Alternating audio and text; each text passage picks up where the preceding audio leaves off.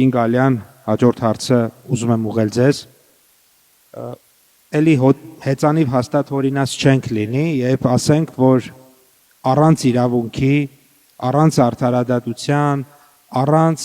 վեճերի արդար եւ արագ լուծման մեխանիզմների տնտեսության զարգացման պոտենցիալը շատ սահմանափակ է։ Իրավական դաշտի լավարկման մասով ինչ է արվում ներկայումս, որպեսզի ունենանք ավելի բարենպաստ միջավայր, օրինակ բիզնեսը շատ է բողոքում վեճերի լուծման շատ երկար ժամկետներից, կամ որ այդ ընթացքում կազմակերպության գույքը կարող է կալանքի դրվել ու մինչ հանգուցալուծումը լինի ընկերությունը բազմաթիվ խնդիրների առաջ կանգնի ընդհուպ սննկացում, որն էլ իր հերթին հաճախ ընդհուպ մինչև տարիներ ձգվող մի տևական գործընթաց է։ Կցանկանայի ներկայացնեիք ինչ է արվում այս ուղղություններով։ Շնորհակալություն։ Շնորհակալություն, պարոն Պապոյան։ Միջազգային փորձը գալիս է փաստելու, որ տնտեսության կայուն զարգացում, ներդրումային կայուն միջավայր ունեն այն երկրները, որտեղ այո, կան վեճերի լուծման արդյունավետ մեխանիզմներ։ Ինչ է նշանակում արդյունավետ։ Արդյունավետ հասկացությունը ներառում է հետևյալ կատեգորիաները, իմ կարծիքով, արագություն, թափանցիկություն, ինչպես դուք նշեցիք, պարոն Պապոյան, կանխատեսելիություն եւ ճկունություն։ Արագության ապահովման հետ կապված պետք է նշեմ, որ ցավոք սրտի դատական process-ները, ինչպես մեր, այնպես էլ մի շարք երկրներում տևում են շատ երկար, բայց մենք գնացել ենք այն ճանապարհով, որ պետք է սահմանենք հստակ ժամկետներ յուրաքանչյուր դատավարության համար եւ մոտ ապագայում մեր երկրում դատավարության բոլոր տեսակները կլինեն ժամկետային։ Կնախատեսվեն 6 ամսյա գործիքնության ժամկետներ քաղաքացիական եւ վարչական դատարանների համար եւ 1 տարվա ժամկետ քրեական գործերով դատարանների համար։ Իհարկե այս ժամկետները որոշ դեպքերում պատճառաբանված որոշմամբ կարող են երկարացվել, բայց այդ երկարացումները եւս կլինեն հստակ ժամկետներով։ Հաջորդ չափանիշին թափանցիկության անդրադառնալով պետք է նշեմ, որ այս ուղղությամբ մենք աշխատում ենք թվայնացնելով մեր բոլոր համակարգերը եւ այս պահին, եթե խոսում ենք դատավարություններից, ապա գործում են քաղաքացիական եւ վարչական դատավարությունների թվայնացված համակարգերը համապատասխան գործիքակազմով, 2 ամիսների ընթացքում այլևս կունենանք սնանկության թվային համակարգը եւ արդեն պետք է աշխատենք քրեական դատավարության համակարգի գործարկման շուրջ։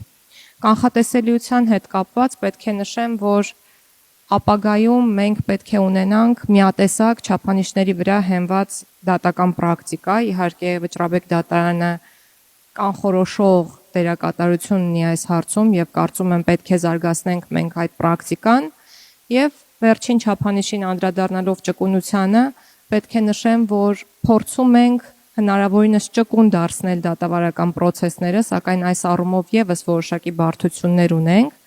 Միջազգային փորձը այս առումով եւս լավատեսական չէ, բայց ամեն դեպքում մենք չենք հանձնվում, սակայն պետք է նշեմ, որ ճկունության առումով գոյություն ունեն այլ գործիքներ, որոնք կոչվում են վեճերի լուծման այլընտրանքային մեխանիզմներ, որոնք գալիս են փոխարինելու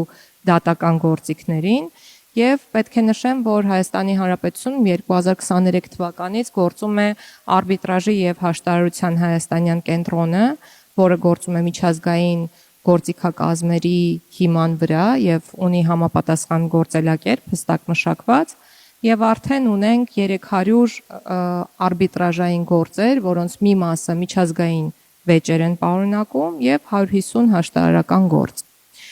Ինչ է պետք տնտեսավարողին կամ ներդրողին։ Կարծում եմ, որ տնտեսավարողները ցանկանում են,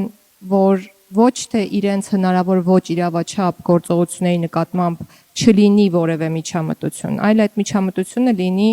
արդար, իրավաչափ եւ համաչափ, եւ այս առումով կարիք ունեն կատարելագործելու մեր վարչարարական process-ները։ Ունենք մեկ նորարարական հավակնոտ նախագիծ, որը սահմանափակելու է ոչ իրավաչափ վարչարություն իրականացրած մարմինների բողոքարկման իրավունքը եւ մինչեւ 500,000 դրամ վեճերով մեր հարգարժան վարչական մարմինները այլևս հնարավորություն չեն ունենալու ներկայացնել վերաքննիչ բողոքներ։ Թվայնացման հետ կապված ցանկանում եմ եւս մեկ կարևոր նորությամբ կիսվել, այլևս 1 ամիս հետո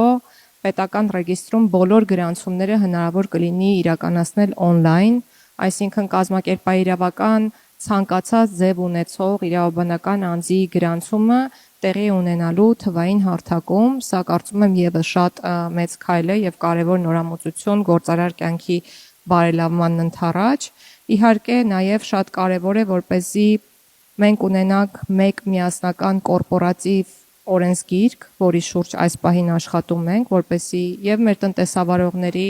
եւ ներդրողների համար իրենց գործելակերպը լինի կանխատեսելի մեր պետությունում։ Իհարկե աշխատում ենք նաև սնանկության նոր օրենսգրքի շուրջ, որը թիրախավորելու է ավելի շատ առողջացման process-ները եւ ավելի մեծ հնարավորություններ է ընձեռելու մեր տնտեսավարողներին, որպեսզի նրանք ունենան ավելի լավ եւ երկարաժամկետ առողջացման ծրագրեր եւ մենք փորձում ենք կրկին լավացնել մեր երկրում վարչարարության որակը։ Այս առումով մշակում ենք մեթոդոլոգիական ուղեցույցներ, որպեսզի մեր վարչական մարմինները կարողանան վարչարություն իրականացնելիս յուրաքանչյուր կոնկրետ դեպքում իրականացնել իրավաչափ եւ պատշաճ վարչարություն։ Ինչ վերաբերում է գույքերի արգելադրմանը, պարոն Պապոյան, սա իրականում խնդիր է, որ կա մեր պետությունում եւ պայմանավորված է process-ների երկար տևելով։ Մենք փորձելու ենք կրճատել հնարավորինս process-ները։ Մեկ օրինակ բերեմ, վերջերս Վրաստանում աշխատանքային այցով քննարկումների ընթացքում տեսանք, որ որոշ երկրներում, այդ թվում եւ հարևան պետությունում կա տարբերակված մոտեցում այն գործերի հետ կապված, որոնցով որ կալանքի տակ գտնվող անձինք կան։ Եվ մենք առաջ ենք շարժվելու այն ուղղությամբ, որ տարբերակված ժամկետներ նախատեսենք այն գործերի նախաքննության եւ քննության համար, որոնցով կա